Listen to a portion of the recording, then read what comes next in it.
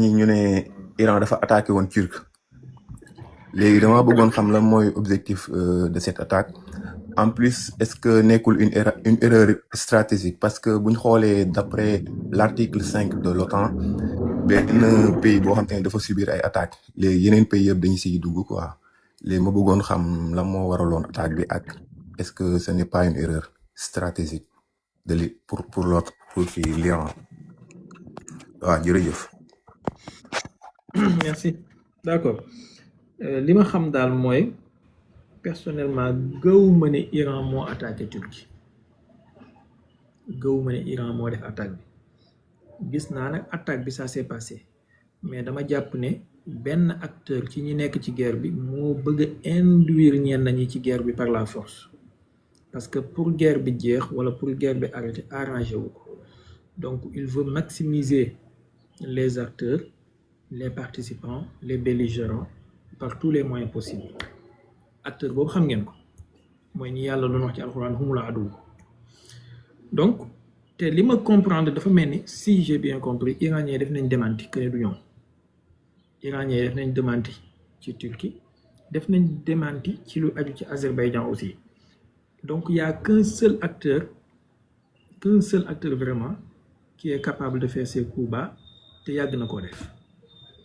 donc gëwuma ne Iran moo attaqué Turquie mais bu fekkoon ne moo attaqué wala boog même bu fekkee attaqué wu l'objectif derrière c'est ça mooy li nga wax noonu fexe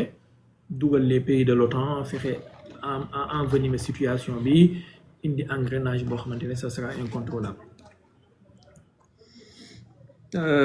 sëñ Birane Kébé bismillah sëñ Laat baal ma de ma njëkk a jël sëñ Birane parce que moom ci sama élèves yi ci Al-Minhaj la bokk donc priorité aux élèves yi nga xamante ne ils paient leur argent ci jàng bi allez-y sëñ Birane. salaamaaleykum wa rahmatulah sëñ bi ñu ngi lay ziar. bismillah yàlla na jàngale bi macha allah.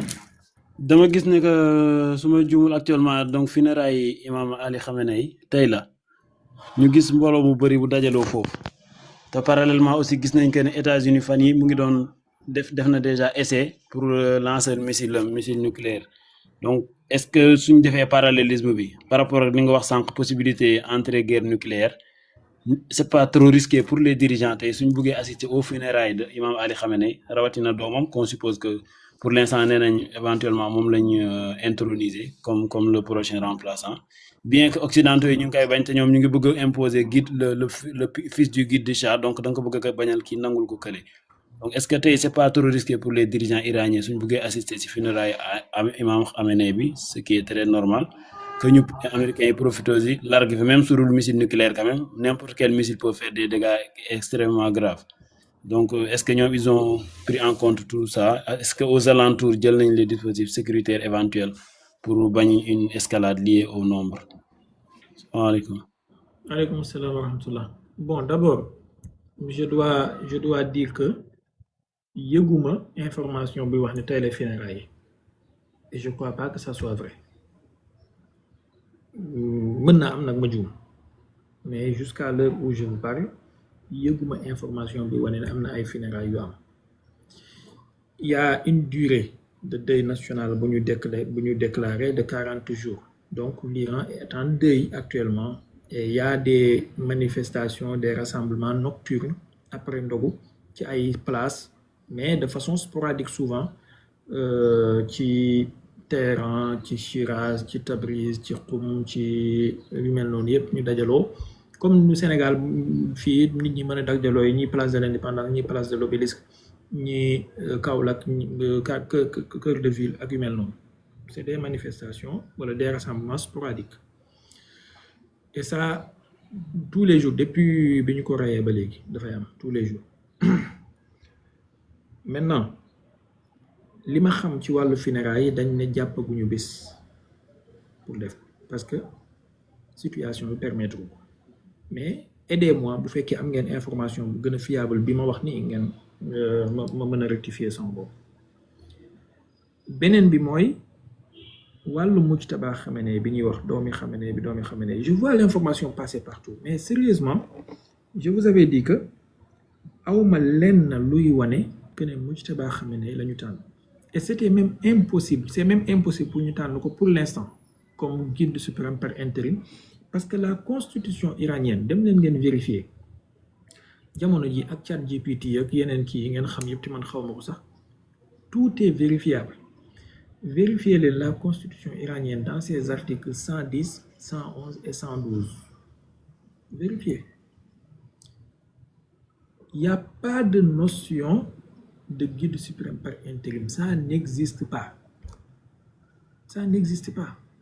Ce qui existe, moi, une gestion collégiale de 3 personnages, ou de 3 personnalités. Le président, le chef du pouvoir judiciaire, ak benn faqih buy jugee ci conseil des gardiens de la constitution wala masala kii tashkhis an-nizam ñii ñooy composé wu def une gestion collégiale jusqu'à ce que ñuy tànn keneen et il sera automatiquement guide suprême, pas guide suprême par intérim mais guide suprême avec les pleins pouvoirs. Man dama jàpp ne ñi nga xamante ne ñoo njëkk a génnee information boobu ci wàllu mujtaba peut-être ils veulent en faire une cible pour les Israéliens pour ñu ray ko rek.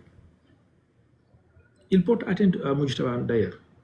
d'après ma considération dama jàpp ne ils portent atteinte au fils de Khamenei parce que connaissant que le sionistan ak Epstein Land déclaré nañ que ne képp ku ñu tànn guide suprême tu seras une cible. Et yow nga xëy ne waaw doomi guide suprême bi mooy guide suprême bi mooy ça veut dire que yaa ngi leen di wax ne c'est la cible tu es le connaissant que nekkagu ko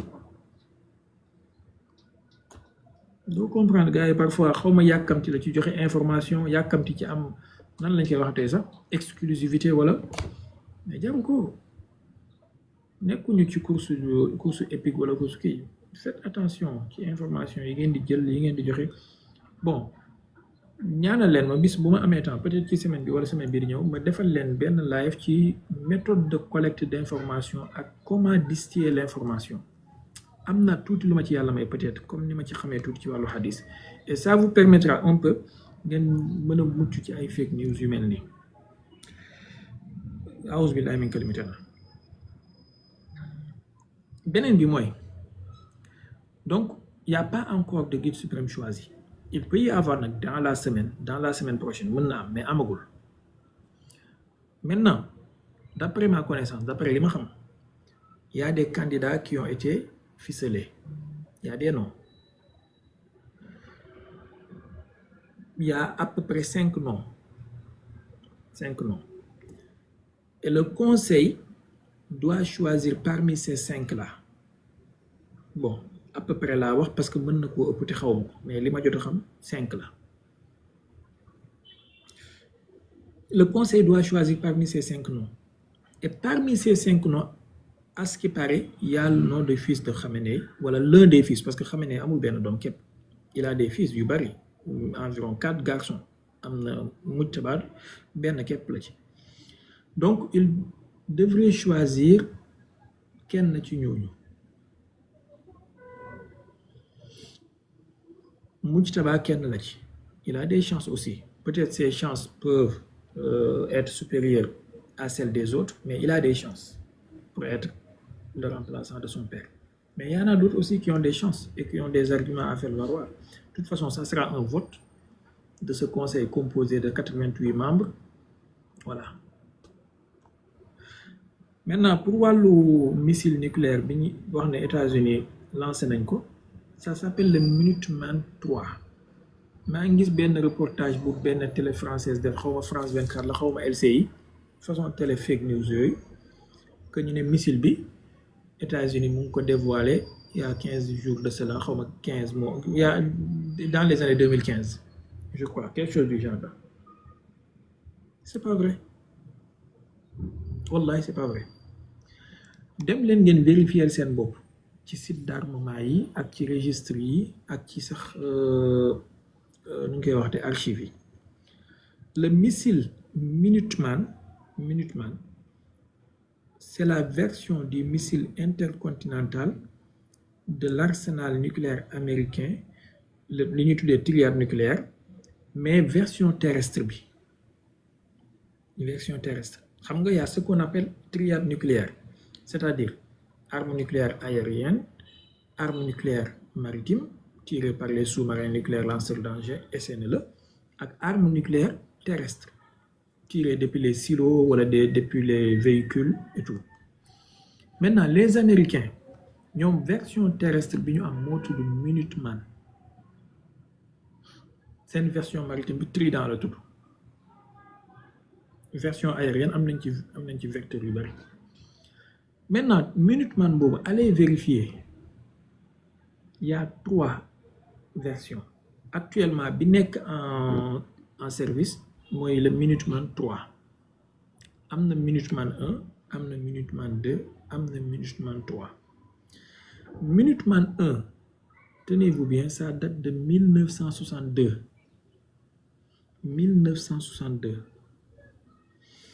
Minuteman 2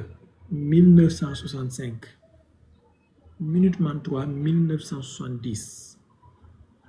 C'est-à-dire ce missile-là qui a été tiré, qui a été lancé comme un test, c'est un missile vieux de 1970.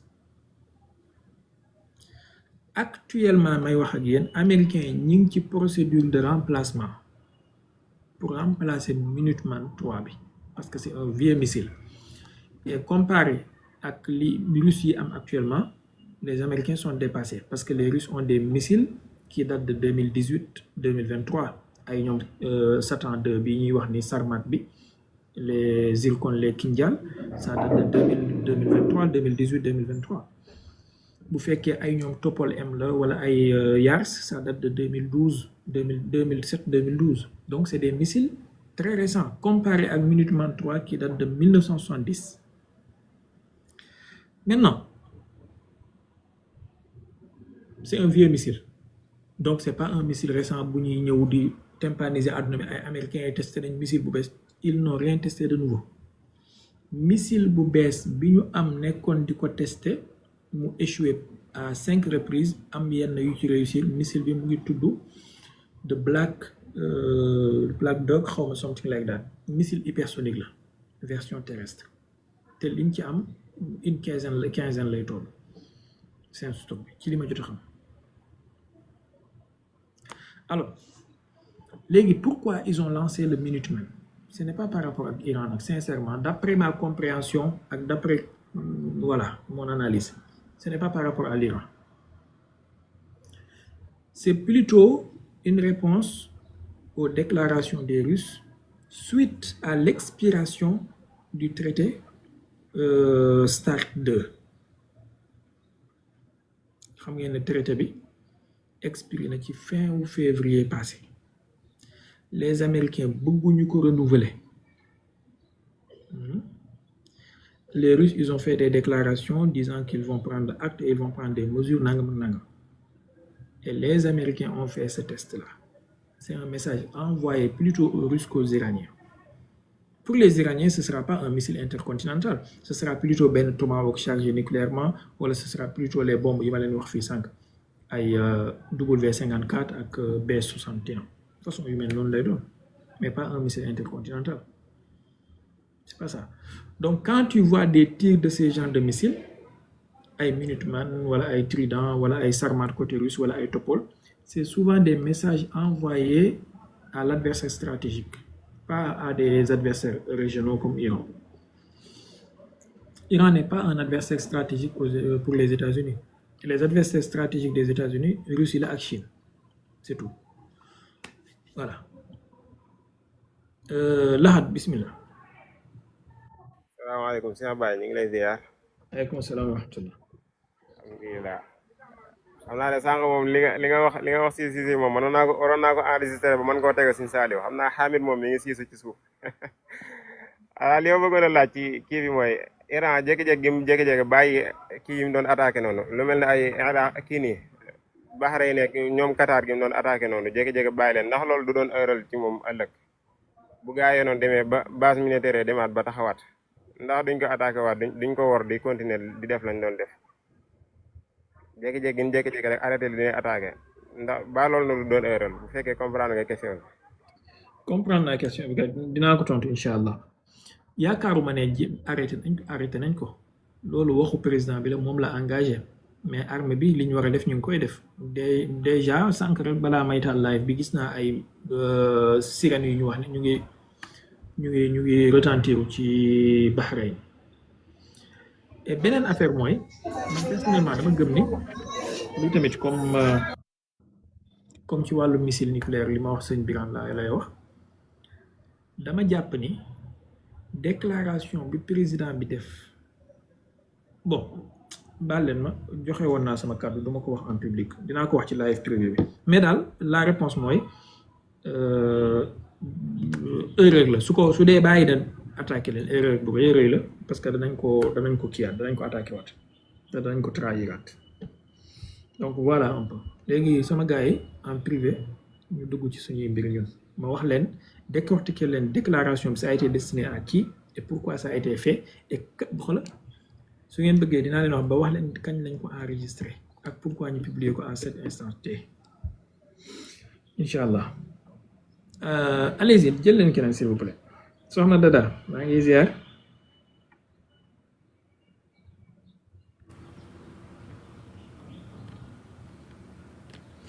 damay joxe cours développement personnel kay mais pas gratuitement ko gars yi di foogee ñëw naa la defal ma ngir yàlla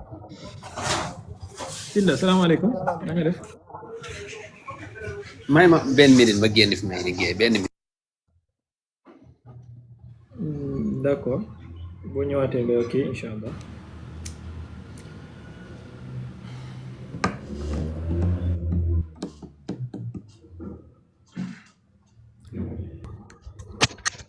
salaamaaleykum. aleykum salaam wa rahmatullah waaw sëñ bi dina ziar bu baax a baax. yàlla na nga def waaw jàmm rek di kontaan également ci information yi ngay partagé ak laay biir daal bi ngeen laay biir ni si jàmm yi. merci waaw man de pratiquement bi may dugg si live bi dama gis ngay wax ci source d'information yi xam naa foofu laa bëggoon nga leeralal ma tuuti source d'information yi nag ñun soo xoolee fii nii côté Afrique surtout dañuy nekk trop en retard par rapport ak information que ça soit d'une manière scientifique sax ba si information d'une manière globale mais comme ñun ni dañoo demee nag côté scientifique léegi yenn saa yi balaa nga jot yenn documents yi sax day fekk documents yi presque yàgg na wala yenn recherche day fekk gars yi passé nañ ko nga nekk di bind ay rapports yi nga xamante ne en se basant sur des choses un peu révolues quoi bon corrélation rek laa bëgg a def vite fait rek comme ça ma ñëw si sama question mooy par rapport ak source d'information au niveau international surtout si yenn saa yi da ngay toog ba si kanam ñu ne la Michelle Obama góor la wala Brigitte ainsi de suite kii nangam la nga dégg yenn information Iran nee na lii Israël nee na nangam xam nga doo xam information yu baax bi wala sax balaa nga koy xam day fekk gouvernement bi passé na wala régime bi passé na wala nga toog ay 10 ans après ngay doog xam nga naan kon d'accord kon lii la woon ndeke genre information yi demee noonu léegi ma doon laaj daal su nekkee xam nga wala nan la ñuy def ba ñu mun jot si information yi souvent en temps réel wala information yu baax yi wala fan la ko gars yi di jëlee daal réellement parce que da ngay toog ñuy voyager souvent wala ñi nga xamante ils sont connectés ñoom ñoo lay mën a wax yenn information yi mais ñun ñi lu ñu TikTok bi di wax wala yenn réseau yi rek la ñuy xam waaw loolu daal moo nekkoon sama question su nekkee mën nga fa si leeralal un peu merci beaucoup. d'accord merci bon xëy na leeral bi ak yaatal gi moom ngeen baal ma ko rek du mën a nekk tey peut-être bis bu may def live spécial pour loolu dinaa ci wax soxna Niké merci beaucoup merci dinaa ci wax bis bu may def live spécial pour loolu gën ci yaatal te jàpp naa ne ça vaut le coup quand même ça vaut la peine aussi ñu def ko ndax bëri na ñoo xamante ne wax dëgg yàlla ñu ngi ça loolu mu ngi leen di induire en erreur ci lu bëree bëri maintenant conseil bi may joxe daal mooy avant ñuy ñëw ci loolu jamono jii xam-xam démocratisé wu na wax dëgg yàlla information ak accès à la connaissance c'est à la portée de tout le monde bi ci njëkk rek mooy na nga am yitte fact checkeel sa bopp bul dégg dara rek gëm et loolu am na impact comme ci wàllu science ni nga ko waxee ak ci wàllu jàng mais ba ci wàllu diine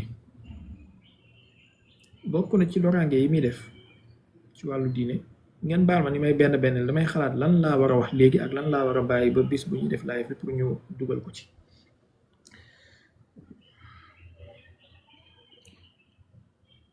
bokk na ci loraange yi muy jur ci wàllu diine mooy ngay gis nit koo xamante ne dafay romb benn vidéo benn oustaz di wax wala benn sëriñ wala nangam wax benn affaire automatiquement mu gëm loolu ba loolu jaxal ko dindi benn pas-pas wala benn pratique bu mu doon def yaa 20 ans de cela parce que tout simplement gis na benn vidéo xëy na sax gisul jëmmi kii wax ci vidéo bi il a juste entendu sa voix am na impact bu mu def il y a des moyens de se prévenir ak mën a protéger wu contre ces genres de phénomènes là maintenant pour le moment daal source d'information allez sur le net mais ne gobee pas tout bu leen gobee lépp bu leen gëm lépp gis nga les médias dominants li ñuy tuddee les médias de grand chemin la plupart ce sont des médias de propagande des médias mensonges parce que soit ils sont détenus par des milliardaires qui ont des intérêts soit ils sont détenus par des États qui ont des intérêts dans un cas comme dans l'autre dafa am fu ñuy orienter seen information jëm par exemple boo xoolee ci France média bu mel ni groupe Bolloré ay CNews ak yu mel noonu nga xam ne Bolloré moo ko moom Bolloré ñëpp xam nañ mooy kan voilà africains yi kenn du leen wax kan mooy Bolloré et da ngay gis ne yéen ñi nekk France mën ngeen confirmer li may wax la plupart extrémistes yi ñu tuddee ay extrémistes de droite chaîne boobu moo leen bokk na ci ñi leen di promouvoir koo gis muy wax waxu ay contre immigration comme ni ñu doon promouvoir Éric Zemmour comme ni ñuy promouvoir ay Jordan Bardella et les autres te actuellement ni ñu ngi nekk di promouvoir Philippe de Villiers donc da ngay xam ne kii c'est un média d'un milliardaire qui a des objectifs et par conséquent day orienter ligne éditoriale am pour atteindre ces objectifs là lu mel ni BFM TV kii ko moom xam ngeen ko un israélo-marocain qui a des objectifs ainsi de suite et ça va de même pour les presses écrites ça va de même pour les magazines ça va de même aussi pour même les chaînes YouTube qui sont financées wala qui sont détenues avec nangam mais permettez bàyyi leen ma bàyyi loolu pour bis bi ñuy def live bi ci loolu spécialement je vais essayer de le préparer de façon concise lu bari liñ ci war a wax ma jéem ko condenser que ça mu nekk live 1 heure de temps incha allah ma waxal leen yoon yi ñuy jaar pour manipuler ak naka ngay moytoo loolu ak où aller comment chercher ses sources comment authentifier ces informations comment fact-checker une information incha allah fi mu toll nii xam naa ne ñu ci bari ci yéen seen Face ID xàmmeetu leen seen nopp yi commencé naa fat donc même su ma ko fi woon doon wax am na ñoo xam ne duñ ko dégg ndax nopp yi commencé naa riir am na ñoo xamante ne bu ñu wooree ba 18h30 nopp yi dafay commencé def dum Cissé xam nañ seen bopp donc voilà xam naa fi mu toll nii boo moytuwul sax ñi ngi takk ay AirPod Pro def isolation de bruit pour mën a comprendre li may wax parce que déggatuñ bu baax allez-y mbokk yi yéen ñaar yi nekk ci kaw ku njëkk a ubbi micro na wax. asalaamaaleykum. waaleykum salaam wa rahmatulah. Cheikh Baye. ahlan. waaw Cheikh Baye ñu ngi lay ziar baax a baax. yàlla na nga ziar. di rafetlu waxtaan bi. souvent dañ lay faral di topp ci sa live yi ngay def. di bég lool ci leeral yi ngeen def ci ci géopolitique quoi parce que façon waxtaan yu mel nii dafa xawoon a tuuraange ci dëkk bi waaw man moom wax dëgg yàlla depuis 2000 su ma juumul 2024 2025 yi maa ngi doon topp ci live yi nga doon def ci géopolitique mais leeral yi may indi mooy ak question yi may posé mooy que tey ñun julli yi dafa mel ni xamatuñ fu ñuy teg suñu tànk ñu ëpp si réew julli yi parce que comme dëkk bu mel ni Iran tey jii nii taxawaay bi julli yi waroon am ñu bëri dafa des parce que boo laajee yenn ñu bëri ñi nga xam ni dañ leen di contre suñ koy teg mooy kii lii la gëm wala chian la wala nangam te ñun waroon nañu mën dépasser loolu yonent bi dafa jàngale mu ne képp ku ne ashhadu an la ilaha illallah ashhadu anna muhammad rasulullah rek ci xeet bi la bokk kon kooku dañ ko war a considérer comme jullit surtout mu war a jàkkaarloo koo xam ne ennemi la noonu yàlla la kooku dañ ko war a défendre ba ñu xam suñu position moom mooy lan beneen bi ma ciy posé question nag mooy lu tax Russie ñoom fësaluñ seen jàppale bi ñuy jàppale Iran ak Chine lu tax ñoom dugaguñ ci mbir mi à 100% te yenn alliés yi nga xam ne moom ñoom la Israël am ak États-Unis ñoom ñu ngi wane seen bopp pourquoi ñoom fësalaguñ seen bopp man question boobu laay laaj lu waral lool daal waaw bëgg nañ lool ci waxtaan bi ñu ngi kontaan bu baax a baax ci ni waxtaan bi déroulé daal macha allah. jaajëf merci bon xam naa pour wàllu question bi mu posé lu tax Russie ak Chine fësaluñu seen ànd ak Iran comme ni nga xamante ne noonu la allié wu Israël yi ak occidentaux yi di fësale seen jàppale ci Israël kenn ku nekk ak ay intérêt en fait la Russie ak la Chine ay allié wu Iran lañ mais dafa am fu alliance bi yam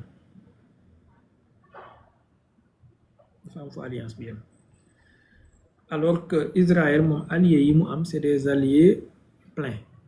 maanaam plein entière yoo xamante ne full time la 100% la c'est-à-dire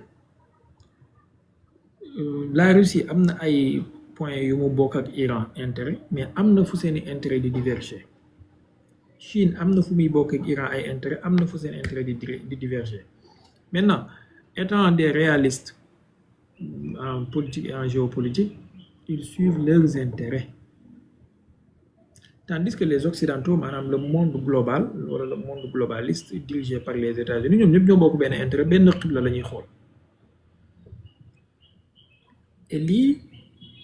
dinaa ci ñëw tey ci guddi gi incha allah su may waxtaan ak sama gars yi ci live privé bi ci qad naraa taqalluba wajhika fi samaa'i falanuwalliyannaka qiblatan tardaahaa bi yàlla wax yonent bi ci alxuraan pour inciter ko mu changer qibla maanaam acte la bu symbolique mais acte bu fort la ci stratégiquement et spirituellement mais aussi politiquement le fait que ñu changer qibla bi jëlee ko baytul maqdis bi julli ñi daan jublu di julli yóbbu ko ci kaaba gi et ça a des impacts et des répercussions jusqu'au jour d'aujourd'hui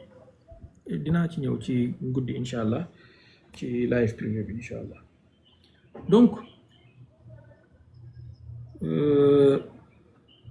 alliance partielle boobu nga xam ne moom la Russie ak Chine am mooy tax duñu mën a aider Iran comme il se doit beneen bi mooy Russie dafa am lu ko doy sëkk actuellement ci Ukraine guerre bi fa nekk donc même suy aider Iran daf koy def à demi-mot wala en catimini du ko fësal parce que bu ko fësalee y a des risques que les occidentaux surtout les américains s'involvent plus encore ci aider bi ñuy aider Ukraine et ça fera du mal à la Russie donc lu koy arranger moom priorité absolue du Iran Ukraine moo nekk ci buntu këram Ukraine la am ak ay relations ancestrales ak nangam donc lu ko mën a yàqal liggéeyam ci Ukraine daf koy éviter lu koy mën a may ndam foofu gaawal victoire daf koy def donc bu xamee ne bu aider Iran Israël ni ñu mesquinwee ni ñu bonee mën nañu ñëw aider Ukraine Russie dafay éviter loolu le maximum possible éviter d'entrer trop en confrontation autour. Pour la Chine c'est autre chose. La Chine c'est un allié c'est un allié des Iraniens mais aussi allié la ci Israël parce que am na ay intérêt ci Israël pas alliance en tant qu'alliance militaire stratégique mais coopération économique et tout am na diggante Chine ak Israël coopération am na diggante Chine ak Arabie Saoudite xam ngeen ne sax d'ailleurs missile balistique bi Arabie Saoudite nekk di développer actuellement c'est avec l'aide des Chinois donc coopération bi am diggante Chine ak Arabie Saoudite Chine ak Imarat mooy ay Dubaï ak yooyu ak Chine ak Israël du ko permettre mu fësal trop soutien militaire am ci Iran wala ci yu mel noonu parce que dafay essayer garder la balance un peu équilibrée Voilà. La Chine, c'est un pays de temps long. Ils sont toujours dans ce qu'on appelle la ligne médiane. Essayer toujours de garder l'équilibre, toujours de ne pas trop basculer d'un côté par rapport à l'autre. Et aussi, ils ont leurs problèmes internes. Ils ont le problème de Taïwan. Ils ont aussi le problème au Xinjiang. Et il y a des risques de séparatisme ci Xinjiang ak ci yu mel noonu te su fësalee eddam ci Iran torop di lekk man gëm naa ne actuellement nii Russie mooy gën a Chine mooy gën a aider Iran que Russie boo leen comparé ñun ñaar mais su fësalee aide bi torop gars yi mën nañu jugee foofu ñëw armée terroriste yi ci Xinjiang gën a jox Taïwan ay aile et puis qu'est-ce qui va en pâtir? C'est l'économie chinoise. Voilà un peu. Donc, on est à 18h35. Ñu yokk ñaata minutes wala ñu daaneel allez 10 minutes après ñu tëj incha allah mbokk mi bismillah.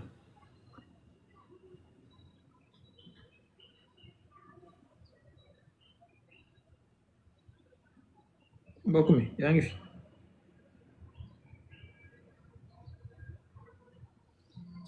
xam naa ñëwul moom kenn modérateur yi jël leen keneen s'il vous plaît.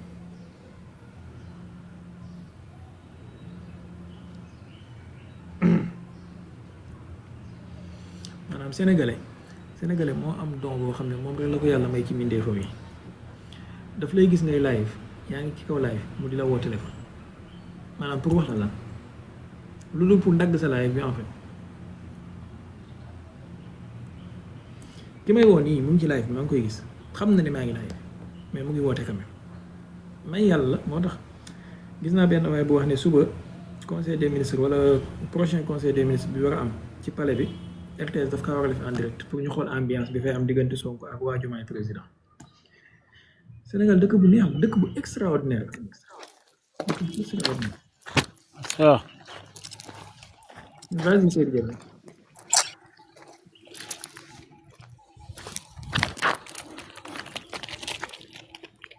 allo yéen a ngi may dégg. ñu ngi lay dégg. man damay géopolitique bi actuellement tournure bu mu jël xam nañ nekk suñ defee lecture bu ndaw gis nañ ne pratiquement toutes les guerres yi am à l'origine intérêt Amérique moo nekk si ginnaaw mais bii gis nañ que ne à la fois intérêt Amérique moo fa nekk ak intérêt Israël malheureusement suñ defee parallélisme ak suñu réew yi ñoom du ñu jàng si géopolitique internationale bien que ça soit intrinsèquement lié. tey jii tournure bi guerre bi di am nii ban posture la Afrique waroon a am par rapport ak posture am si Nations Unies par rapport ak posture am si seen dirigeants yi ak jugement yi ñu ci war a ji déclaration yi ñu ci war a def pour mën a am asseoir seen rôle tey gis nañ ne que un Macron tey même su fekkee directement nekkul ci guerre bi mais mu ngi faire semblant de participer à la guerre bi naan dinañ yebal ay porte-avions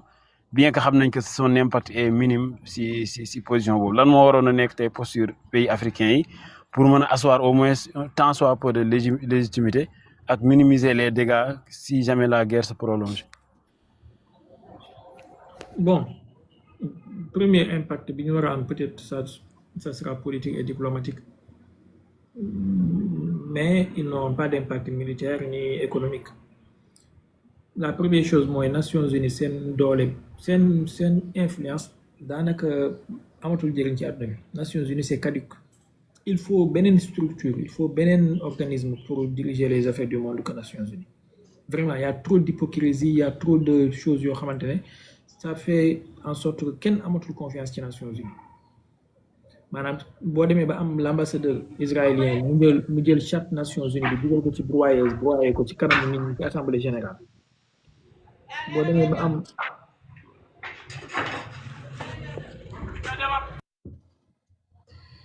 ya rabbi ya allah yàlla baax na boo demee ba am Kadhafi mu jël charte Nations Unies bi xotti ko ci kanamu Nations Unies sànni ko ci ginnaaw boo demee ba am 2 poids 2 mesures yi di am ci Nations Unies yëpp maanaam li ma lay wax ni ça s'étale sur des années et des années wala des décennies même yooyu yëpp tax na ne les Nations Unies sont devenues benn coquille vide boo xamante ne tur bi rek moo fi nekk léegi bon xëy na Afrique benn symbolique lay mën a am mooy si Macky Sall arrive à être secrétaire général mais suñu seetaanee ba l'hypocrite l'espion là Gouti kii Raphaël Grossi nekk ko c'en est fini ça va devenir de mal en pire parce que man le gars dama jàpp ne espion Israël la bon xëy na Afrique daal lu symbolique la ci am parce que wax dëgg yàlla les affaires du monde Afrique dañoo gunge si rek et en partie ñoo ko yóbbee suñu bopp on a vu position bi Maroc am ak déclaration bi ñu def après que dire on a vu Donald Trump bombarder Nigeria kan nga dégg ci Afrique mu wax kan bi Donald Trump bombarder le nord du Nigeria ci Sokoto il y a combien de mois ci loolu yàggul kan nga dégg ci Afrique mu wax sëñ bi daa ma sa dégg sama benn waaye mu ne ma bis penc soo moytuwul wala boobu mu ne ma pas bis penc daf ne ma yàlla bi muy joxe destin yi bon da doon takkine balaa kenn di ko jël au sérieux mu ne yàlla bi muy joxe destin yi dafa woo européens yi jox leen benn mallette defal leen ci liñ bëgg oo américains yi ak sud américains yi jox leen mallette defal leen ci liñ bëgg oo asiatique yi jox leen mallette defal leen ci liñ bëgg africains yi ñi ngi taxawoon ci ginnaaw mu woo leen ne leen yéen lu ngeen bëgg ñu ne ko non ñun dañoo ngee si rek mu ne baax na ànd la ngeen dem bon il taquine second degré la allahul mustaan maanaam naka nga mën a comprendre ci Afrique ba léegi ni compagnie aérienne yi nga xamante ne ñoom ñooy def navette ci diggante dëkk africain ba léegi c'est pas encore fluide maanaam dëkk yi Emirates di dem qui n'est pas une compagnie africaine ak Turkish Airlines ñoo ëpp dëkk yi compagnie aérienne africaine yi di dem mënaguñoo am suñu compagnie aérienne boobu boo xamante ne man dinaa mën a jugee Sénégal dem Gabon wala dem Togo wala dem Nigéria fii Roudounissa sans ma am problème mu billet bu extrêmement cher maanaam ngay gis am ñoo xamante ne tey nga am billet Sénégal New York mooy gën a moyen cher que nga am billet Sénégal Nigéria c'est dingue en fait sëñ bi en tout cas am nañu ay jaaykatu ndox ak jaaykati jaaro ak fajkati góor guy gaaw a daanu ak fajkatu mbagg luy xasan ak ndong luy metti ak tëstan bu dëng ça moom on en a à gogo am nañu ay politiciens yuy xëccoo mandat tamit maa war a falu du yow ak di saagante matin midi soir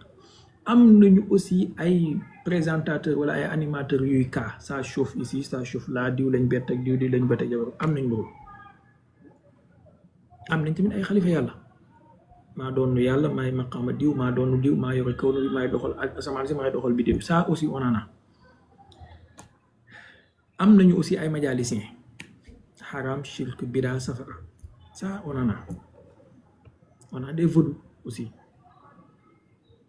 am nañu ay fecckat aussi yoo xam ne semaine bu jot ñu génnee fecc bu bees on a des insulteurs publics aussi ça aussi on en a mais l'autre côté moom la matière grise bu mën a construire les dirigeants yu mën a diriger seen état normalement xam seen priorité état te taxaw ci espèce bu rare la ci Afrique espèce en voie de disparition la malheureusement espérons yàlla jàng damu bi yàlla dabaatal Ida bismillah après ñu daaneel s'il vous plaît. asalaamaaleykum baay maa ngi lay siyaare bu baax man nag dama am naa ñaari question bu ngeen ma ko boo ma ko mayee rek nga dimbali ma ci rek xam naa bu fekkee benn nga may tamit ma xool ban laa ci war a njëkkee boo ma mayoon ñaari moom a gënal jëlal bi nga jàpp ne moom nga ci war a njëkkee parce que wóorul ma may la ñaareel bi waaw d'accord incha allah waaw man li may laaj nekk na loo xam dama koy xalaat boobu ba léegi nag mais aw ma ci woon benn kii damay laaj ndax détroit d'Ormuz bi ñuy wax nga xam ne Iran moom la ñuy wax ni moom moo ko doon contrôler damay laaj ndax àdduna bi dañoo mas a am benn résolution bu ñu mat a voté mu Iran yaa ko war a contrôler total wala déet parce que boo xoolee foofu noonu moom ak Émirats ñoom ñoo ko seq ak Iran mi koy contrôler noonu bu fekkee Amérique dafa dem ba jël guerre bi dem ba nangu détroit d'Ormuz di ko contrôler est-ce que loolu du nekk defet ci kaw Iran waaw loolu bëggoon naa ci nga indil ma ci ay kii quoi dimbali ma ci rek. D'accord d'abord amul ay résolution yu formel comme ni mu amee ci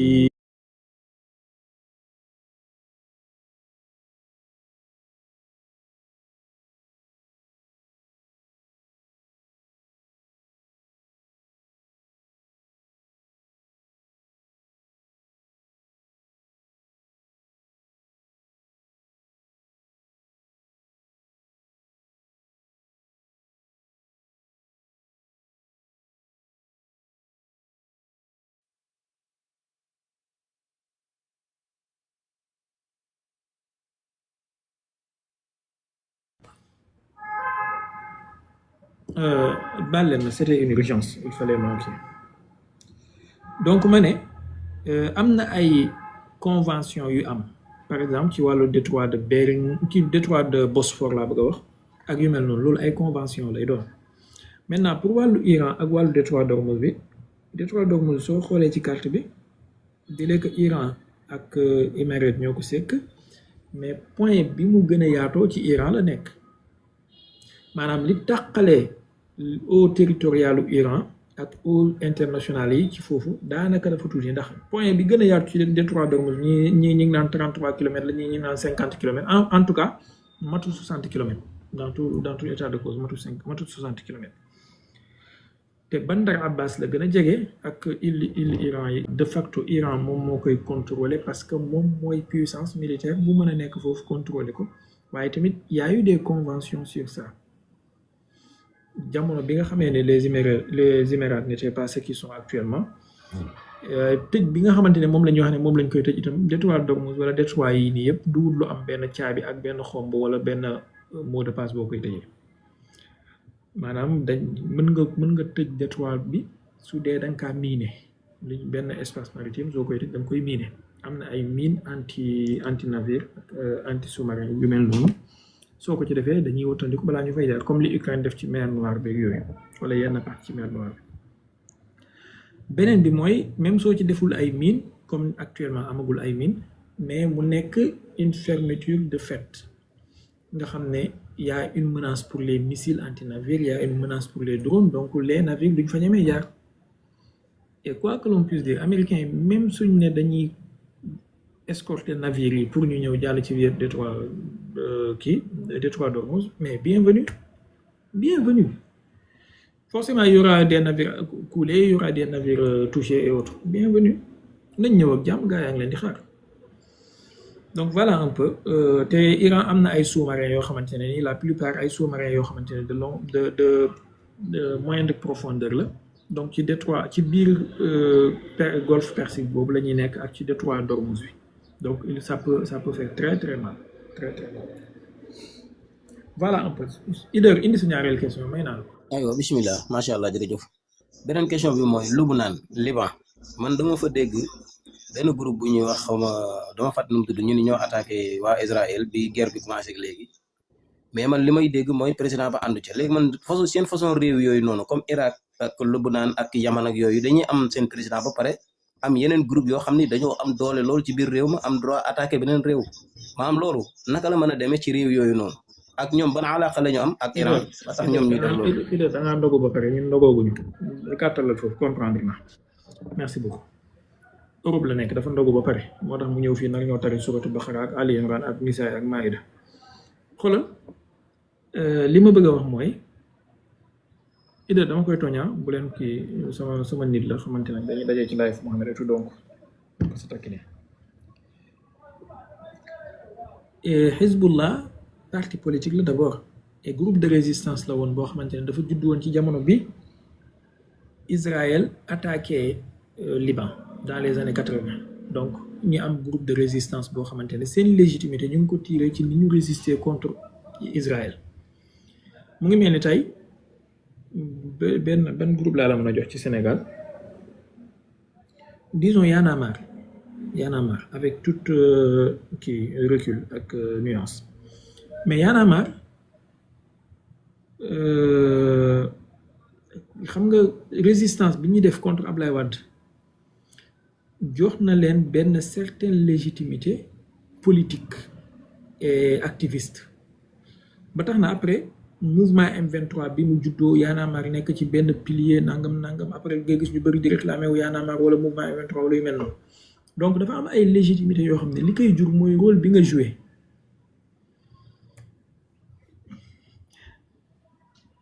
li nga li kii Bourguel nee na ñoom ils sont à 13h yéen tey da ngeen di war ba 23h li koy jur mooy résistance bi nga am à un moment donné donc Hezbollah foofu la légitimité am commencé maintenant nag ginnaaw loolu dañoo màgg nekk parti politique bu dem élection am ay député léegi def ay alliance seen diggante ak yeneen parti yi nga xamante ne tey même parti bi nekk au pouvoir su dee Hezbollah dafa am alliance ak moom pour mën a constituer légitimité su dindee alliance bi légitimité bi daanu loolu tax na nag daanaka ñoom ñooy garantir li ëpp ci sécurité Liban plus que armée libanaise bi ci boppam surtout lu aju ci sud bi yépp te Israël xam nga nooru Israël moo tombé sud du Liban loolu tax Hezbollah di mën a am yenn kii pour def yenn actes yi mais nag liggéeyam dafa jafe keroog maa ngi ko doon expliqué fii ci benn live parce que dëkk la nekk boo xamante ne ñëpp ànduñu ak moom dëkk bi dafa multiconfessionnel dafa am ay chrétien dafa am ay jullit ñi dafa am ay chia dafa am ay sunnite ak yu mel noonu donc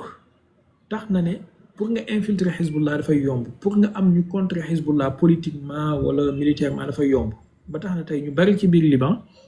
bombe bu Israël sànni balaa ñuy balaame Israël Hezbollah la ñuy njëkk a balaame Israël nag bi mu xamee loolu moom itamit tax na saa yi bu naree attaqué Liban wala lu mu def ci Liban ci lu bon daf naan Hezbollah laa ko def maanaam su attaqué Liban tey rey ay civil daaneel ay infrastructure civile daf naan infrastructure Hezbollah la attaqué maanaam dafay jël loolu comme prétexte en fait alors ay Yémen ak yooyu c'est différent parce que Yémen fi ñu nekk zone bi ñu nekk li ci ëpp ñoom ñoo koy diriger et tout donc amuñu genre contestation wala défi bi nga xamante ne moom la Hezbollah am et de comprendre nga looloo tax nga gis président Liban bi comme chaque jour ci diine nasaraan lay nekk léegi nag bu ko Israël wala France ruuxee mën na ñëw contre Hezbollah wala def ay déclaration yu mel ni luy gottee Hezbollah c'est bon macha allah comprendre naa bu baax kay bi mu gënee jox sax exemple ci wàllu Y'en a marre foofu laa ko gën a déggee sax ay activistes yoo xam dañuy révolté wu am yenn accords yoo xam dañ koy am ak yenn kii mais macha allah leer na nañ xaaral bàyyi yeneen gars yi ñu continuer quoi. merci beaucoup Idel Baba Ndour bismillah dernière question s'il vous plaît. dafa am lu ma waxtu ndox bi jëm moo tax. maaleykum salaam. ñu ngi lay nuyu di rafetlu waxtaan bi vraiment am na solo. naa bëkkaati dem ba si fajar sax maa ngi duggoon doon am lu ma la doon information bu ma la doon jox rek mais xam naa ne dese nga maa dégg sax après maa ngi doon bind ci suuf xam boobu dama gëstu information ma dégg Donald Trump biñ ko kii di ko laaj ci wàllu guerre beeg yooyu mu doon wax ni moom radar yi américains yi amoon foofu la doon naa yëpp gome nañ leen affaire yooyu di wax ne daal seen kii doxatul foofu xam naa foofu yow da nga ma desee dégg am naa parce que dégg naa après bi ngay kii noonu nga doon wax naa moom bu fekkee dañuy gome na foofu affaire yooyu dinañ xam affaire yi mais boobu li ma la doon wax rek mooy dama la doon wax ni moom mu ngi wax ni maanaam seen système yi amoon foofu doon ci def défense ak yooyu yëpp gome nañ kii xam naa seen système radar yi amoon foofu naar yi kii ko bombardé ko xam naa yooyu la doon wax mais vraiment di rafetlu waxtaan bi di rafetlu niñ koy doxalee itam parce que lii daf di lu am solo parce que man sax amoon naa foofu benn question quoi boo xam ne ñun dañ ci war a bàyyi xel ñun africains yi parce que man maa ngi ragal ni affaire bi bu xisee jàll moom naari moom man gis naa ne iraniens yi sawe nañ leen parce que lan la mooy yee nañ leen ba dinañ bu liy jàllee dinañ xam ni maanaam américains yi ak tubaab yi dañ leen doon nax rek mais yoruñu seen kaaraange te mënuñ leen a aar lii nag xam naa ne buñ si jógee dinañ gën a gëmaat seen bopp am luñ ci jàngate ba gëm naa ni tubaab yi moom foofu dinañ fi yàqule ndax Amérique ku ne xam na ni mook Occident niñ daan def bu gisee benn pays bu amam comme mu kii ni leen nañ ko song tëral seeni programme buñ la dee tuumaal dictateur comme niñ def Saddam def ko Kadhafi song la moom daal mooy doon ki nga xam ne danaan mooy taal guerre bi ni ñëw leen mooy rëbb ñëw leen ma rëbb ma rey ñu bokk ñu séddoo waaw am naa yaakaar ne nag loolu moom buñ jógee ci lii naar yi dinañ yeewu ba yooyu dootuñ leen ko mën a def mais maa ngi ragal man ñu transmettre ko ak fii comme Afrique loolu ndax am na ci comme suñu réew yi Sénégal ak yooyu ginnaaw ay pétrole ak yooyu nga fay feeñ te ñun xamuñu valeur boobu lu mu kii man maa ngi ragal bu yàggee ñoom seen kii yooyu bu ñu amatul fu ñu aw ba moytuwul ñu fexee indi loolu Afrique.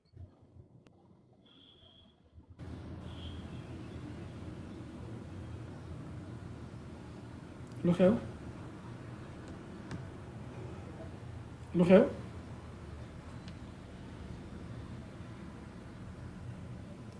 Baba Ndour lu xew bon anyway koor gi la non Baba est-ce que koor jàpp na ko dégg ni mu doon waxee ni modérateur bi moo ko kii ok bon personnellement du man a te gisuma ko sax maa ngi dama sëggoon maa ngi doon xalaat ci li muy wax ak xam nga waxoon naa leen keroog ci Afrique ne la y a des risques surtout ci bande Sahel bi y a des risques et ça peut bouger entre Niger Burkina ak Mali ça peut bouger bon jàppale leen ma dafa am dog bu ma war a def balaa waxtu dog di jot il faut ma téye kurus tuuti prenez soin de vous bu guddee entre 22h 23h sama mbokk yi ci live privé bi danañ daje yéen ñi nekk ci liste bi xam ngeen seen bopp dinaa leen envoyé kii bi yal na yàlla sàmm leen sàmm ñu yal na yàlla boole ñu ci xutbu yi boole ñu ci milliardaires yi yal na yàlla musal ñu ci musiba ak balaa ak tas yaakaar ak déggu ñaaw ak xawi sutura yal na yàlla musal ñu ci gàtt fan yal na yàlla def ñu nekk ay ndimbal ñeel l'islam def l'islam mu nekk ndimbal ñeel ñu maa ngi jaajëfal ñi doon def demande yëpp te mënuñoo yéeg y a une trentaine de demandes presque 40 et quelques benn instant mënuñoo yéeg maa ngi leen di jéggalu beneen yoon incha allah dañ leen yéegal di ñaan rek ngir yàlla ñi nga xamante ne jot nañoo yéeg poser seen question ci live fu tay bi beneen yoon suñu defee live nañ may ñeneen ñi priorité s'il vous plaît ba boo déggee nag question bi nga bëgg a poser kenn poser waatu ko après nga doog a kii mais léeg-léeg da ngay gis ñoo xamante ne seen question bi ñu bëgg a poser am na ku ko poser déjà ñu dégg ko après ñoom ñëw poser waat ko donc redondance boobu itam dañuy pour ñu gagner temps s'il vous plaît mais yéen ñëpp maa ngi leen di kontaanee di leen jéggalu nit moo matul rek su fekkee am na benn ci lu xasan nit lu fi am wala yu mel noonu wax dëgg du suñu coobare bëgg nañ leen sopp nañ leen fonk nañ leen teg nañ leen ci suñu kaw ras donc pour l'instant lii moo fi jotoon na am tey ci waxtu bi ñu yàlla mayoon ba beneen yoon xëy na suba incha allah mais bu guddee moom sama gars yi laay def ak privé donc yaakaaruma ne dinaa fa mën a jugee defaat live yaakaaruma ko ndax ce serait trop kii bu nit ñëwee pour merloo la soo fexee ba meroo yaa gañe su nit ñëwee pour xeex ak yow soo fexee ba xeexu leen yaa gañe abonné leen tey aimé di partager di participer di envoyer ay cœur